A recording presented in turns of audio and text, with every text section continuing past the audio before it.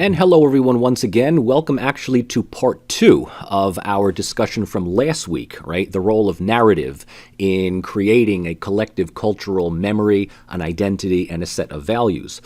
This is the second half of our discussion that focuses on more specific examples concerning the myth of Robert E. Lee as a tragic hero, the many and often competing narratives and memories of Martin Luther King, and finally, sort of a new and emerging set of narratives of the United States as a Christian nation, right? A country that was founded on Christian principles, and how the myth of the separation of church and state is actually some kind of sinister, diabolical, liberal agenda that is meant to disconnect the country from its original religious foundations. Now, all of these things continue on with our discussion of narrative, of collective memory, and the sense that myths oftentimes produce a set of non-negotiable beliefs for people who follow them to adhere to rigidly. And so whenever there is any kind of challenge from the outside that these narratives are not entirely factually correct, people will oftentimes defend the narrative more than they will accept objective history. This is actually something that is more and more becoming a problem in the current day and age, simply because of the understanding that memory and identity in the age of information is no longer monopolized by the state. So I spent all this time trying to tell you about what collective memory is and what historical memory is specifically from collective, right? State-sponsored.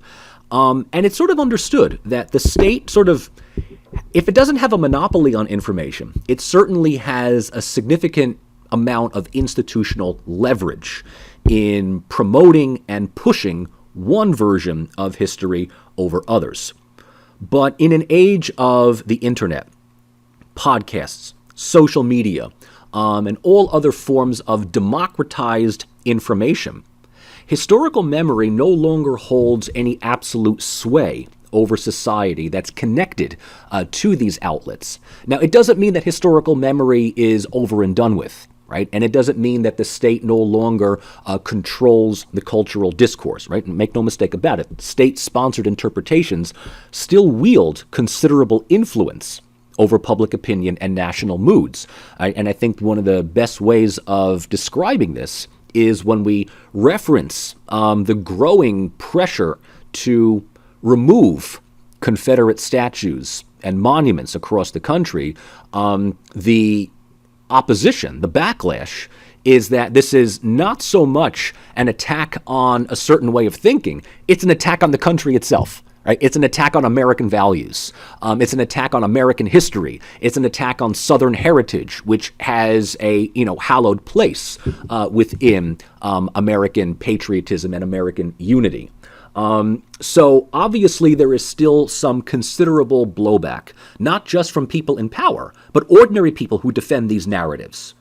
But at the same time, collective memory, right, is reimagined as socio-political and socio-political groups united through common thought and belief. So it's sort of, individualized preferences, factions, beliefs that have now kind of gone digital. Right? And you can kind of see this in various Facebook groups, social media sites versus, Facebook versus, let's say, Parler, YouTube channels, podcasts, talk radio shows, all types of chat groups and other subgroups within subreddits, right? There is this certain rigidity that is felt. If you're going to be part of a certain group, there's going to be a certain way of looking at the past. There's a certain way of looking at collective identity today, and woe betide you, right, if you are part of that group, but think differently. So this type of collective memory is no different from earlier versions in that it perpetuates, particular ways of understanding history, even if the narratives are still highly interpretive, if not downright false. And this, of course, leads to some questions that people have been asking over the past 4 to 5 years. What is truth? What is real news? And what is fake news? And, the minute that you're accused of fake news, even if you know for a fact that you've done your history, you've done your research, and you've got the objective empirical understanding of what actually happened, right? When you're accused of fake news, all of a sudden you spend more time trying to tell people that you're not, rather than trying to prove why your point is more valid than what others believe. And it doesn't matter what you point to. Doesn't matter what sources you point to, right? All of a sudden, you have a liberal agenda. All of a sudden, you hate America. All of a sudden, you're a conspiracy theorist, right? So myths continue to have this advantage over actual history since they're perpetuated through official and unofficial forms of print capitalism. So, the mechanisms have maybe changed from the 19th century, but the motives and the objectives, still remain the same. The only thing that might be different in this time around is really two things. A, the official political culture falls more and more under public scrutiny, right, in pursuit of accuracy and truth. So, even though there might still be official narratives of things, groups that previously were silenced or unable to voice their opinions because they didn't have access to newspapers or journals or the radio or television, the closest thing that they could really do is, organize at the local level, but they didn't have the technological wherewithal to counter the mediums used for the official narratives. Well, today we don't really care about newspapers, right? Today we've got our own forms of social media, our own YouTube channels, our own blog sites, and the internet can, open you up to a wider audience than was previously imagined, which, it kind of works both ways. If you're a defender of actual empirical history trying to counter something, yeah, you're going to have a bit more traction. But at the same time, if you're, a conspiracy theory peddler, if you're, Alex Jones, if you're QAnon, if you're any one of those, those other people, back in the day, yeah, you might be the local loon, but now you've got a following. You can develop a mass following. So it's kind of like looking at memory and identity, not just in the age of information, but the age of globalization, right?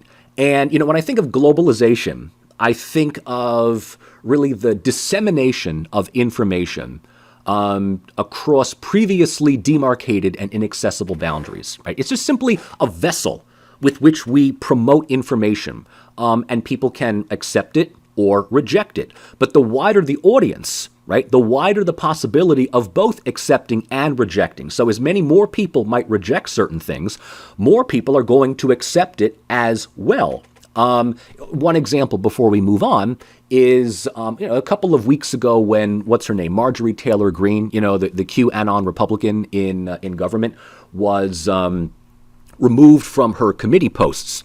And she went on some incoherent rant on Twitter and on Facebook.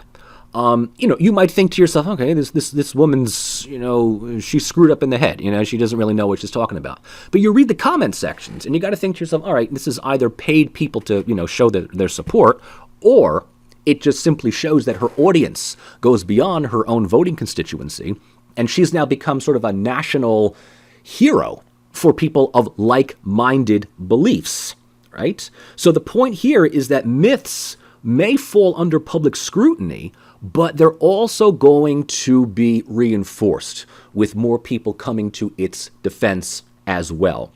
This just simply complicates things, right? And it makes the arguments much more vociferous, but it also makes defense of one narrative that was previously unassailable now have to defend itself. And once the defense becomes, well, for lack of a better word, unconvincing, or in fact ridiculous, we have a number of cases in which state-sponsored historical memories do give way to challenging and competing collectives, which is the reason why, not to jump the gun here, so many Confederate statues have been removed and memorials have been changed. That is the reason why the state flags of many southern U.S. states have removed the so-called Confederate stars and bars from their flag and replaced it with something else. So, in this situation, we note that even in the pursuit of truth, right? I'll just simply say truth, however way you want to call it. One of the biggest obstacles to overcome is the entrenched myths that oftentimes serve as the first and last line of defense against that truth. Here, I'll give you one really good example of this. Many of you have probably heard about this quote before, right? Religion is the opium of the masses. And this is something, oftentimes is attributed to Karl Marx, who said this, right? Religion is the opium of the masses. Now, by itself, it's a standalone phrase, which people, without realizing the context that it was said in, or the essay that it was written in, people make their own conclusions. And they say, okay, Marx was an atheist, and he believed that religion needs to be eradicated. And one of the biggest proponents of this myth, religion is the opium of the masses, are your internet atheists, right? These are the people that, read Richard Dawkins and Sam Harris and think that they know something better than anybody else.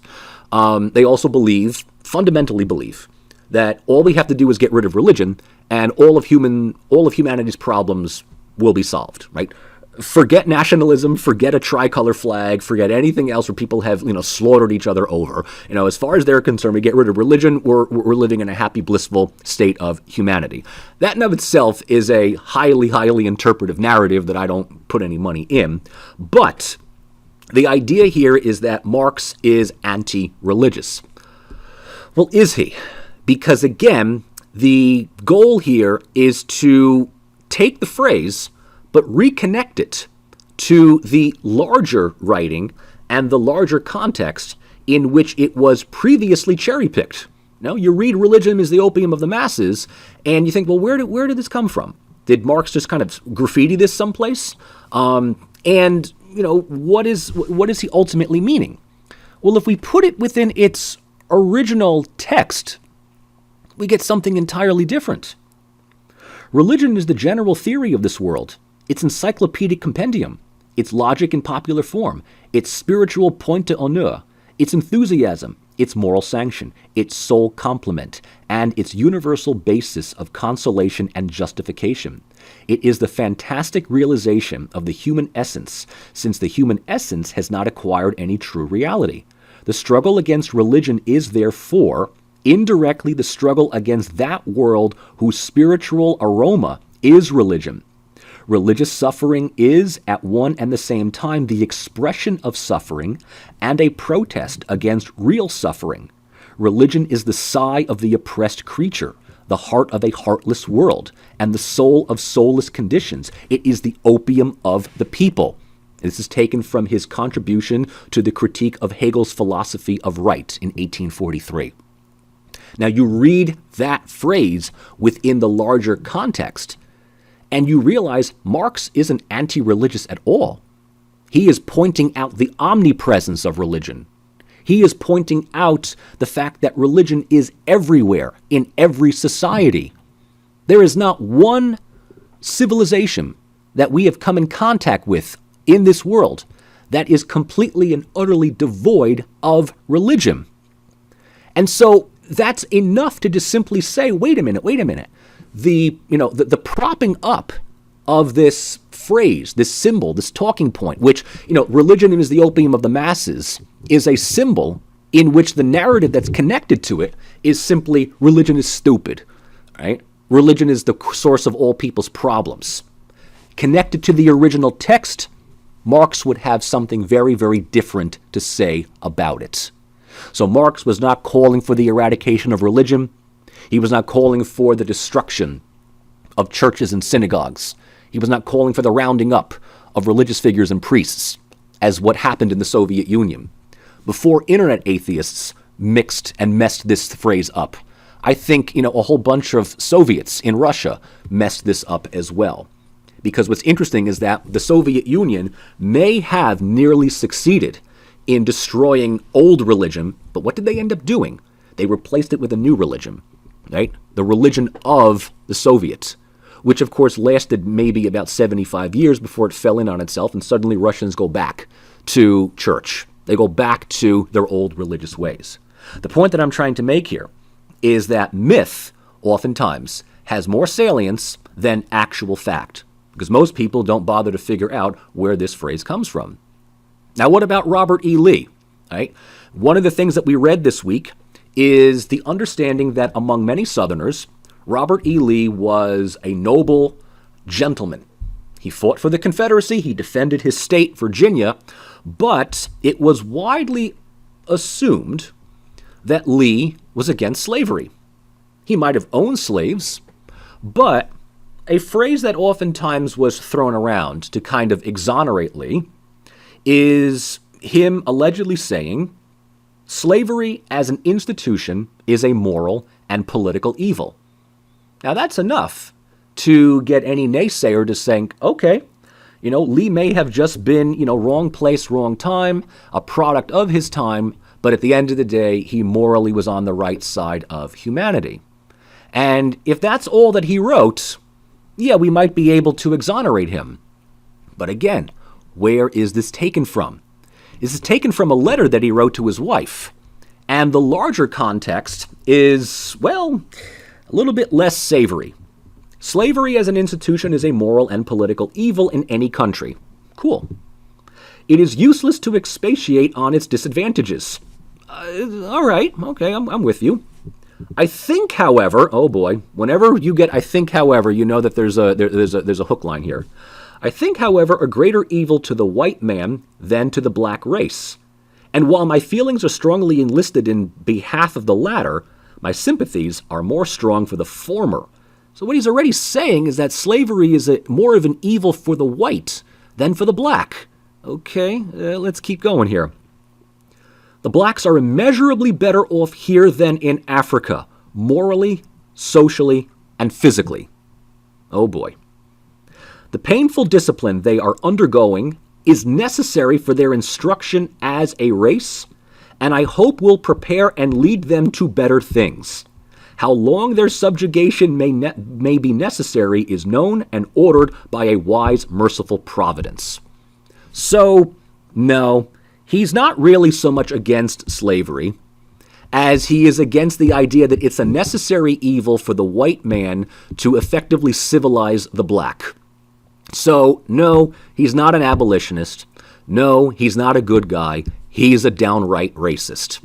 Robert E. Lee was, is, and will be remembered as a racist. Okay? Sorry. His words, but cherry-picked to make him look better in collective memory.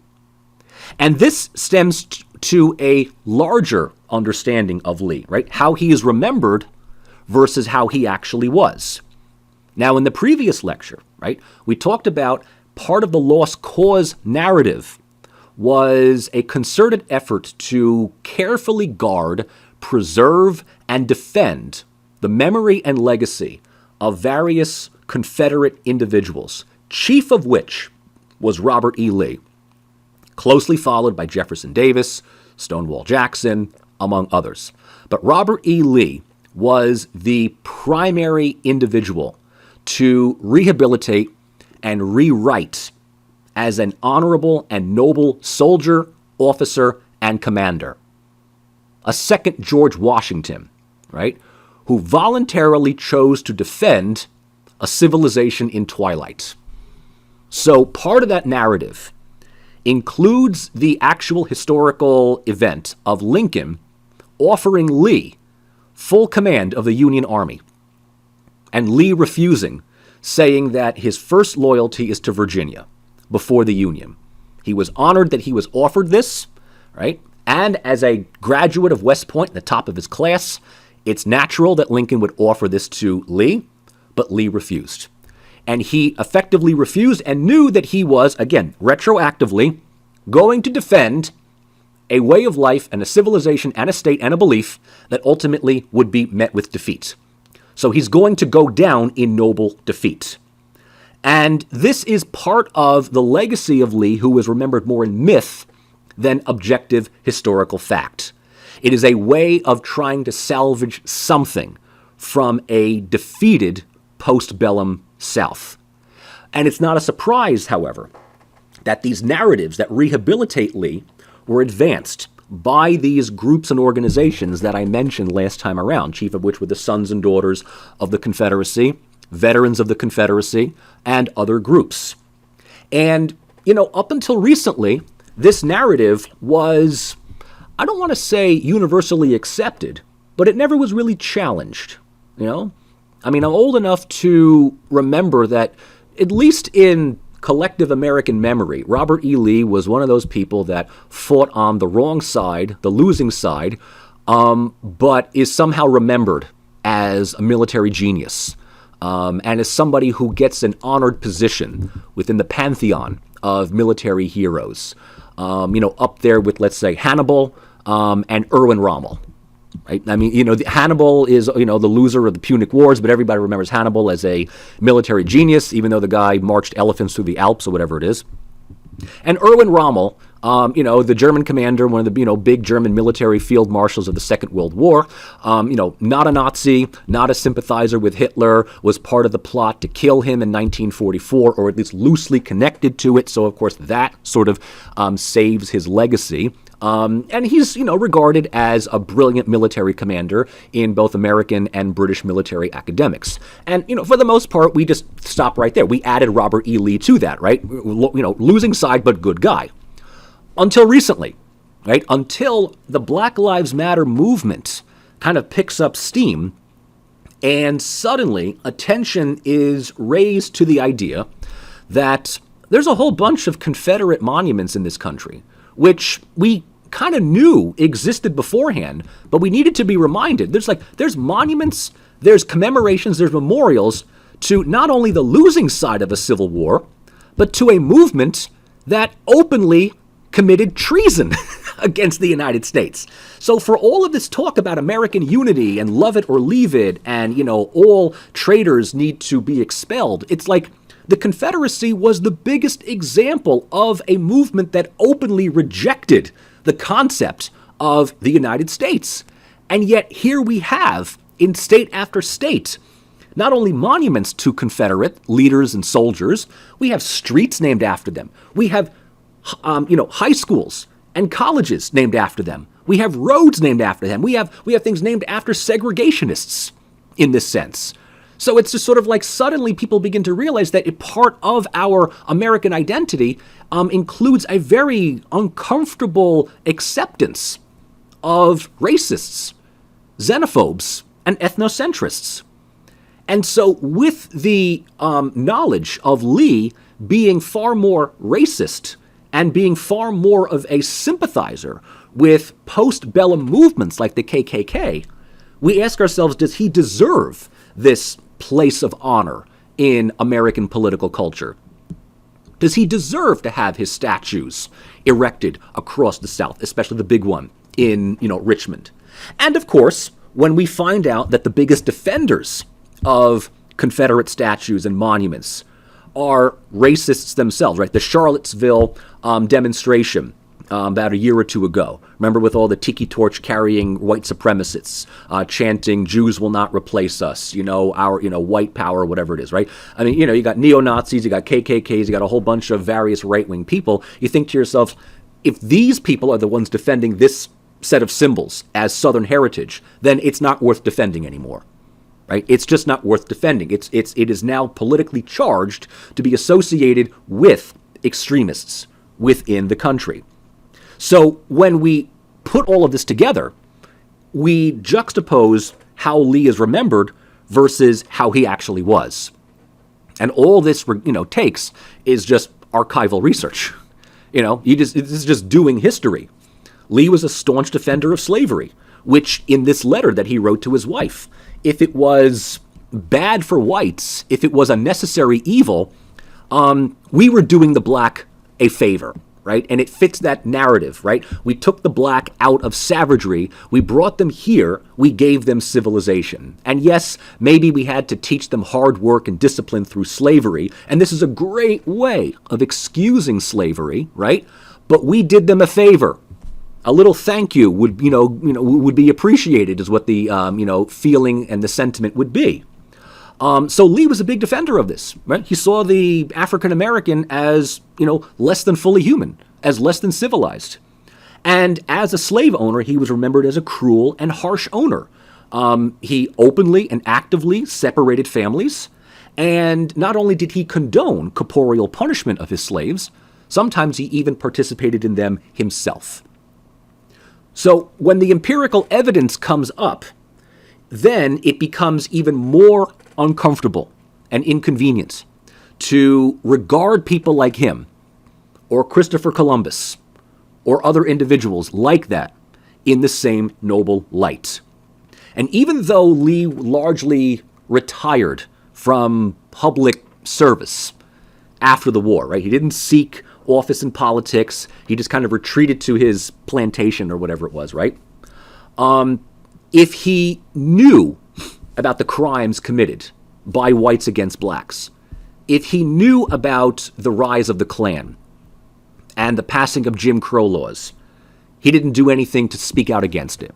In fact, in many situations, he probably was openly sympathetic with them, especially to these groups that went out of their way to assure him and his family that his legacy would be remembered in the most noble and dignified way possible. So if this was a Faustian bargain in which he would thank the Klan for keeping his name above the water, but turning a blind eye to what they were doing through the intimidation of blacks and other undesirables, well, then that alone is enough to rescind any honor, glory, and commemoration. Right? That enough alone removes any necessity for monuments, naming him after public landmarks and other elements. He is a part of American history. He will always be a part of American history, but he should be a part that we don't glorify. We remember, but we don't praise. Right? That's the whole thing.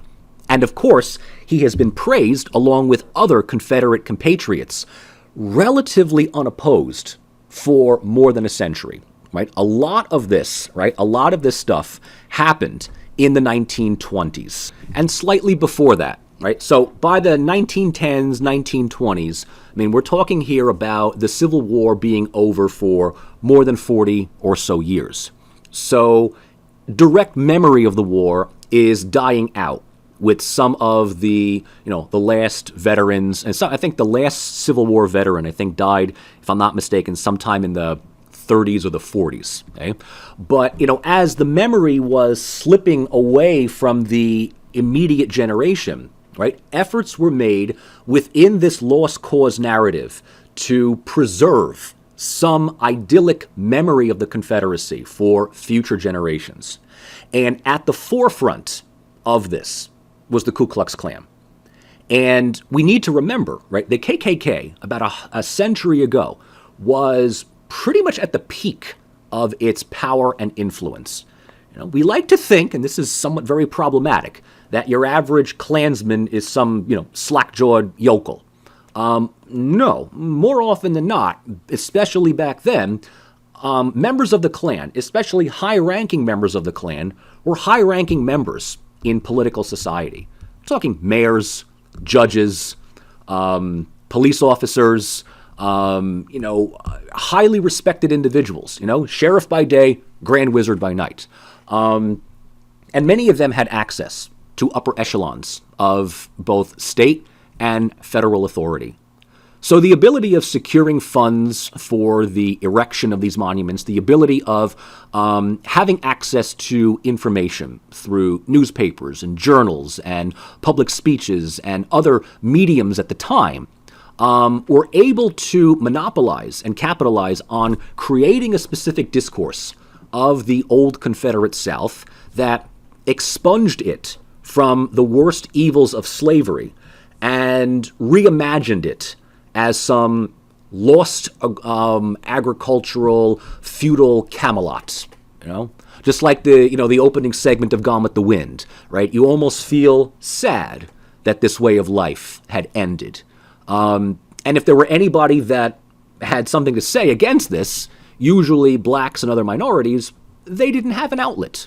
right? They didn't have access to newspapers. They didn't have access to sympathetic journalists. They didn't have access to anything. So they might have just begrudgingly just accepted this, knowing that if they spoke out, they would be punished, right? They would be demonized. So, people were saying, people have been saying even up until recently, like, well, no one has complained about these statues for years. Why are we taking them down now? Like, that's a rather glib statement to make. People have been complaining about them for decades. You just never listened. And they never had an opportunity of saying anything. But I can sort of imagine that, the average African American in segregationist South would have something to say if they were given the opportunity about streets and schools and buildings and hospitals and airports and everything else named after staunch defenders of slavery, staunch defenders of the Confederacy.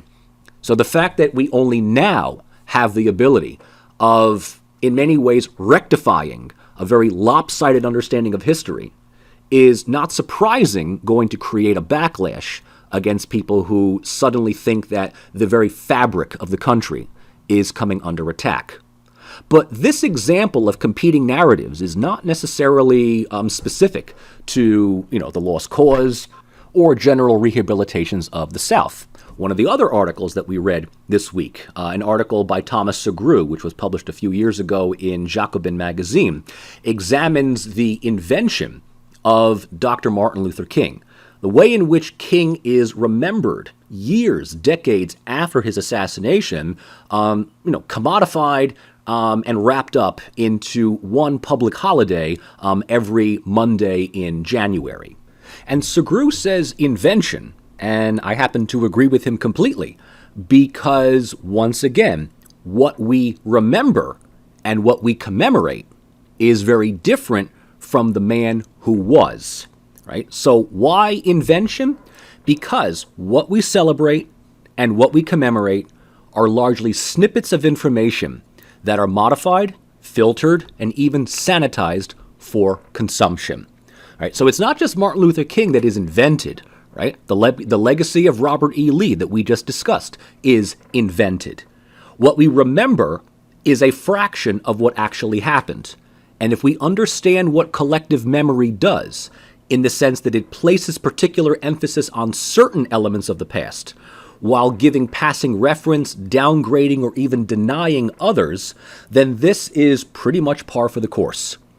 And when Martin Luther King's memory and legacy is wrapped up in a public holiday, as I mentioned, what we remember is little more than just state-sponsored, consumable information. Right? The narrative has been controlled. The discourse has been largely, ended. And it's just a day for anyone of various political persuasions to, in this day and age, post, his I Have a Dream, speech or comment or whatever, and feel good about themselves. And what we miss is the much more nuanced and active legacy of Dr. King, who was, if anything, anti-capitalist, anti-war, pro-socialist, hounded, up to the very end of his days by the FBI. J. Edgar Hoover, just had this pathological obsession with ruining this man for a number of reasons. Probably because of a number, A, he was anti-war, B, he was, pro-socialist, C, he was in favor of, supporting and empowering unions, and, D, he was black. But the very people that are now praising him today, and I'm not going to give names, but I'm sure that you can draw your own conclusions. But, people of various political persuasions that want you to take time and reflect on the legacy of Dr. Martin Luther King today would, back in his heyday, be calling for his lynching. Right? Be absolutely in support of the FBI, incarcerating him and removing him from public life.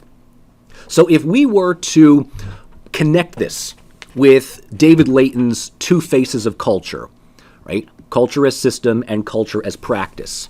We note that the commemoration of Martin Luther King Day, right, as a holiday, is a day that is really the culmination of the crafting of a publicly accessible Martin Luther King, apart from the more inconvenient and somewhat uncomfortable elements of his past, his beliefs, his critiques on American political culture. These are things that are in his own words, but I can only imagine, school children are not going to be taught to say and repeat in front of, teachers and their parents and others. So if we understand that culture as practice is a use of culture as a tool or a resource, then we understand how people in power can control how things are remembered and use it for current socio-political objectives. And again, up until recently, before social media became something just, every day for people, that one Monday in January came and went, and we were, reminded of the legacy of King, the contributions that he made. If we were in school or if we were leading up to the day, because it's a federal holiday, so I don't think that we're actually in school, but we learn about him. But what we learn about is the fact that he was somebody who encouraged nonviolent resistance, was mild-mannered, he spoke well, he had a melodic voice, and of course, he is juxtaposed against the more violent and aggressive elements of black politics like Malcolm X or the Black Panthers. So Martin Luther King has been he's the lovable, huggable black guy that everyone can, because of his death, embrace. Right? He's harmless at this point. And over the years, he has been his legacy, his image has been used, abused, shaped, and reshaped into something that is just simply innocuously commodifiable, something that's, digestible to the white suburban dweller, or to be even more specific, the white suburban dweller that would either vote for, a moderate Republican, or a moderate Democrat. But when we understand Martin Luther King as system, when we understand Martin Luther King as what he was, we remember him as a radical, left-wing, anti-establishment activist. In fact, I probably wouldn't even go so far as to say radical, but as far as, let's say, the modern status quo conception of American unity, King in his day was perceived by many to be radical left-wing. He was perceived to be dangerous. He was perceived to be an agent of internal contagion. King was anti-capitalist. He was anti-war. He was openly protesting the Vietnam War. He was pro-socialist in that sense.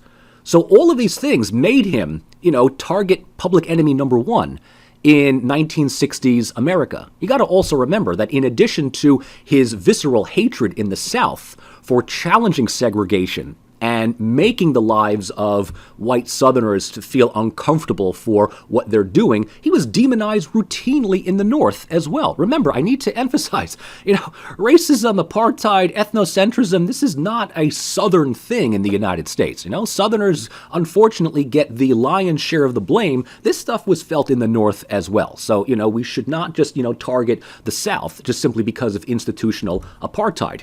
But think about some of his writings, once again, separating myth from fact. The myth of King overlooks the following elements, right? This is a letter to his wife, Coretta Scott King, in July of 1952. I imagine you already know that I am much more socialistic in my economic theory than capitalistic. Capitalism started out with a noble and high motive, but like most human systems, it fell victim to the very thing it was revolting against. So today, capitalism has outlived its usefulness. Now imagine, fifth graders, talking about this on Martin Luther King Day, right?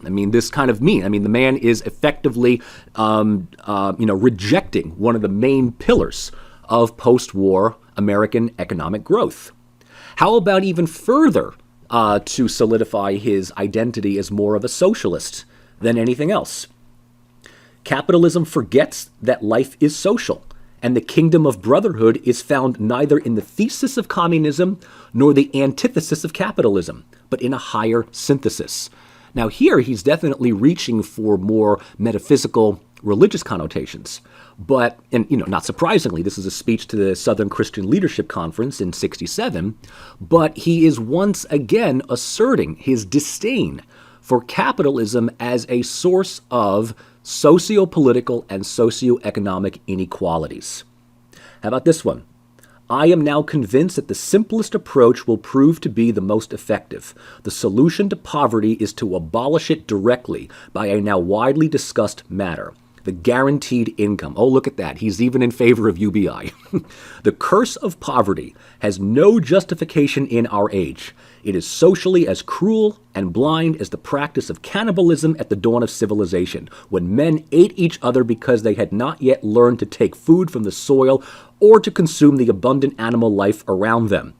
The time has come for us to civilize ourselves by the total, direct, and immediate abolition of poverty. Again, imagine, right, your third grade kid being given the task of say something nice about Dr. Martin Luther King.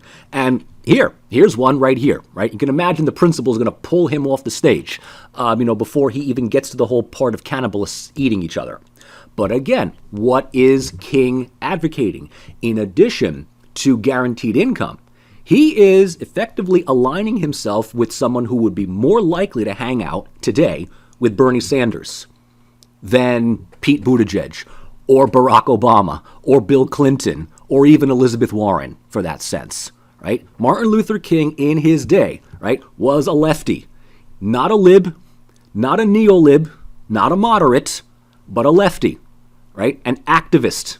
How about this last one? If America does not use her vast resources of wealth to end poverty and make it possible for all of God's children to have the basic necessities of life, she too will go to hell. Again, another great quote to mention in schools. This was a speech at Bishop Charles Mason Temple of the Church of God in Christ in support, this is even better, in support of the Memphis sanitation workers' strike on March 18th, 1968, right, 2 weeks before he was assassinated. So in addition to talking about the evils of capitalism, in addition to talking about the moral right of social egalitarianism, he's also coming out in favor of union strikes. He's coming out in favor of the working class. So it's no wonder the man was hounded by the FBI as at the time and considered by J. Edgar Hoover one of the most dangerous men in the country. The fact that Hoover even sent personal hate mail to him implies that the man who is praised and lauded today was routinely hated and despised by the very system and the very political leaders that today want you to believe that they would always be a fan of King by simply repeating an innocuous phrase or a statement of his that meant really no harm to anybody in one of their tweets, right? They've done their daily duty every Martin Luther King Day by telling you all to be reminded of the contributions that he made to this country without really getting into any of the specifics. And look, this is not just Republicans that fall under this type of hypocritical criticism. This is also one of the people that King probably, I don't want to say despised the most, but was the most disappointed in. The people that he regarded as the biggest problem in the United States. And that was the white moderate, right? The white moderate. This is one of my favorite quotes about him. I must make two honest confessions to you, my Christian and Jewish brothers. First, I must confess that over the past few years, I've been gravely disappointed with the white moderate.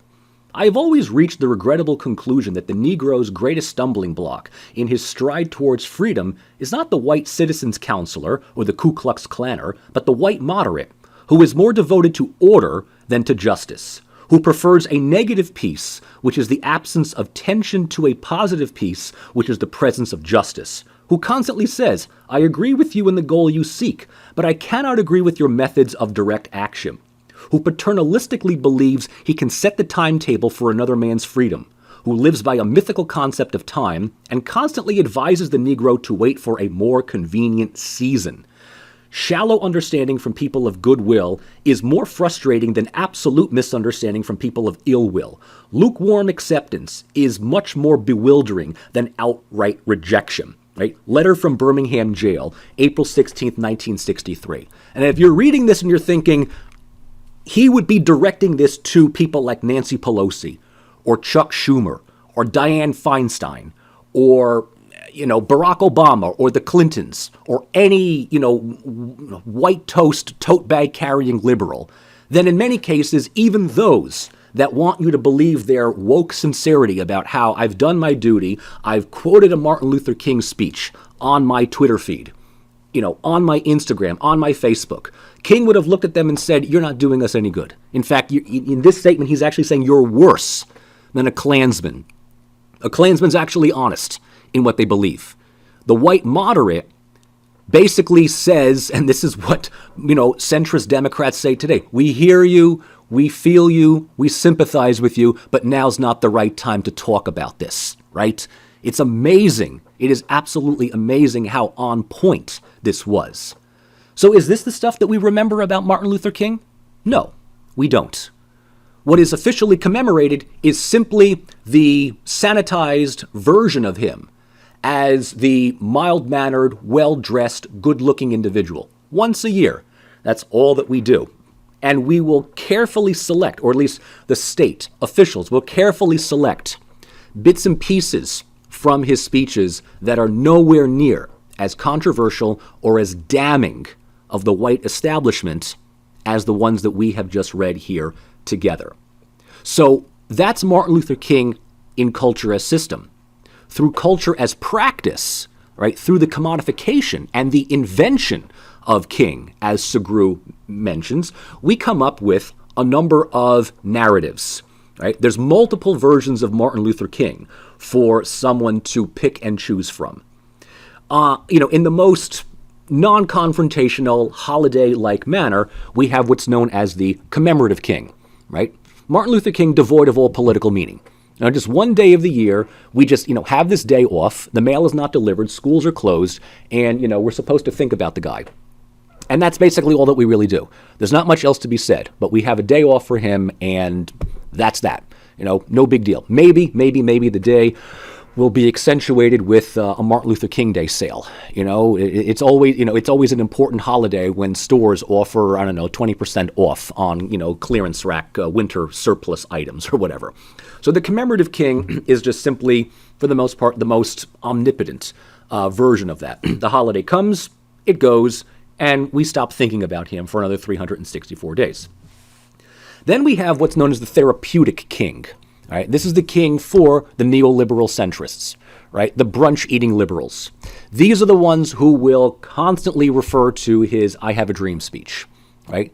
And the reason why the I Have a Dream speech is so important for them is because it just resonates with a wish, a desire, a longing for racial harmony and peace, right? The I Have a Dream speech is inclusive.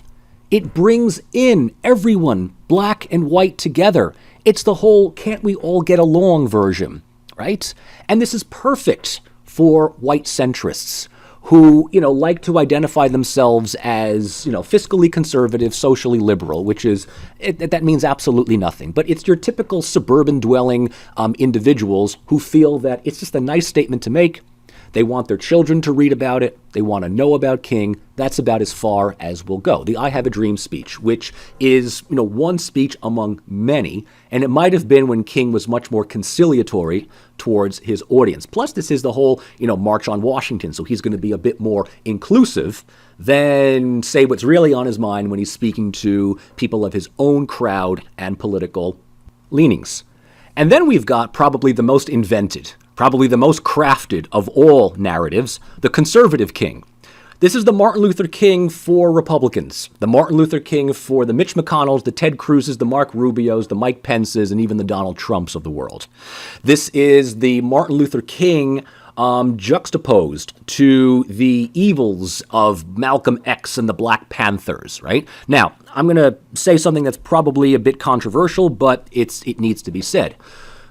The Mitch McConnells, the Mike Pences, the Marco Rubios, the Ted Cruzes, and definitely the Donald Trumps, if they were who they were back in King's day, they would have applauded upon hearing that he was assassinated. They would have absolutely supported J. Edgar Hoover's attempts at, smearing him and discrediting him. But because King is now this all-inclusive legacy that one needs to make reference to prove that you're not a racist. Or to show that all of your policies that, support one group over the other, particularly, gerrymandering against black communities, requiring voter ID cards to, dissuade as many people as possible from voting. Oh, and also looking at the Black Lives Matter movement and saying, completely believing what you say, that Martin Luther King would not condone this. I'm like, are you absolutely crazy? Of course he would be in favor of this. He would be in total favor of this. He would say that, look, at some point, people just cannot take it anymore. But the conservative King, it sort of extracts even more substance from King and just simply turns him into the good black guy, the well-spoken one, the one who loved this country, the one who followed the rules. And what's needed in this narrative is the juxtaposition, as I've already said, between Martin Luther King and the noted problems, the noted threats from Malcolm X, the Black Panthers, Nation of Islam, Louis Farrakhan, everyone else, right? King has been reimagined to be the non-violent resistor. King was the one who realized that in order to seek justice, he simply needed to tell his people to just be respectable, to be mild-mannered. And the one part of King's speech, and this is also, I believe, from the I Have a Dream speech, is not even a full sentence, but just a fragment of a sentence where people are judged not by the color of their skin, but this is the clincher, the content of their character. Right? The content of their character. So as far as the conservative King narrative is concerned, right?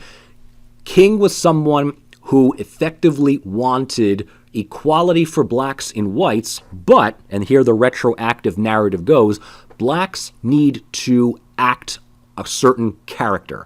They need to be professional. They need to be respectful. They cannot be part of this deviant, criminal, lazy, disloyal group of people.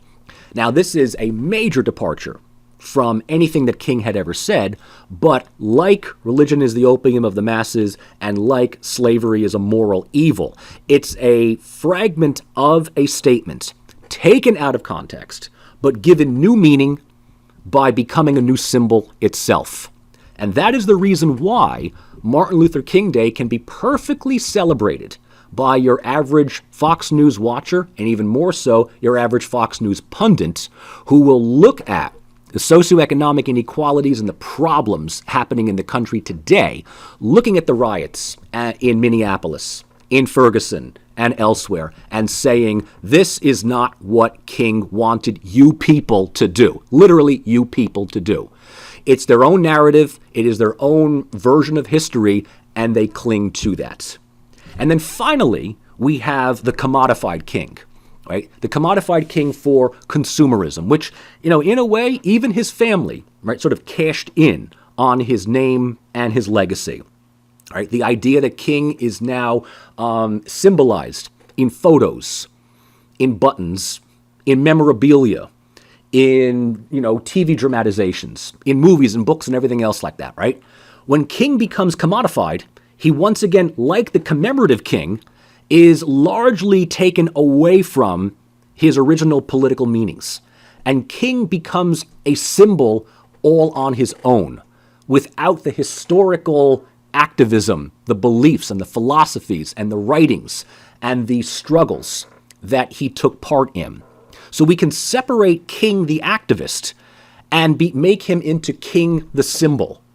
And what that symbol is something that is much more digestible, acceptable, and comfortable for the larger American society, including the moderate white. Okay?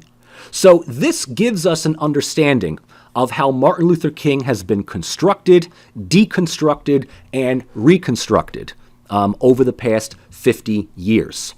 He is, if anything, he is no longer a man, but he's a symbol of a man.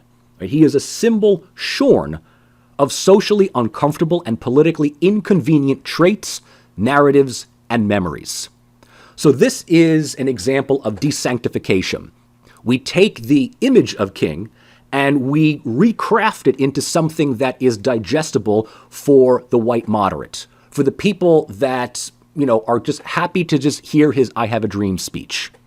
And in that sense, when Martin Luther King Day happens now, and social media wants you to know some of his more, activist statements, like being anti-war or being pro-socialist or having, complete disappointment with the white moderate, that all of a sudden leaves a whole bunch of people uncomfortable, right? Oh, how can you be saying that about Martin Luther King? You're besmirching the holiday. It's like, this is his own words, right? This is the man that you have, shorn of any real identity. So he is repackaged by socio-political elites in power for public consumption and acceptance. This is an example of sanitation, right? Martin Luther King Day is more important than Martin Luther King, the history. And because this is all consolidated into a one-day holiday, right, where we try to feel good by posting something heartwarming on social media that even Donald Trump and Mike Pence or Sarah Palin or Sarah Huckabee Sanders or Mike Huckabee or any of these people that would, have absolutely no regard for this man in his heyday, they can tweet this in safety and unironically and still be accepted by right-wing audiences because the narrative is pretty simple. King is the good one. Why can't you all be like him? This is an example, right, of neoliberal commodification. And we have to, even before we go with this, we have to not forget that initially Ronald Reagan was against promoting Martin Luther King as a holiday. And John McCain, the one that we now are remembering as this great American warrior or whatever it was, right? Again, John McCain's own words and his own actions show him to be rather intolerant, right? He's rather intolerant. And the man opposed having Martin Luther King as a holiday in his home state of Arizona as early, or as late, however you want to call it, as 1983. Now, do we remember this now? Of course not. But once again, myth over fact. Narrative over history. Memory over empirical memory. In this sense, right, this is what we are dealing with when we talk about narrative, cultural identity, and collective memory. Now, I'm already about an hour in, and I'm just finally getting to the Russel Shorto article, How Christian Were the Founders. And I think that this article, as well as our exploration into the artwork of John McNaughton, deserves a standalone lecture.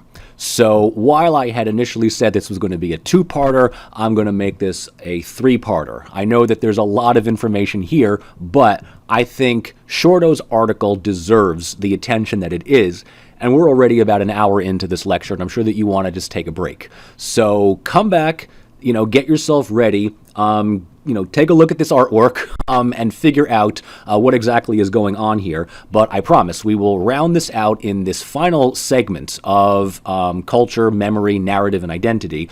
And then we will move into the next week's material on dominant and subordinate narratives. So stay tuned for one last time. You're not going to want to miss this one. This one's really, really great.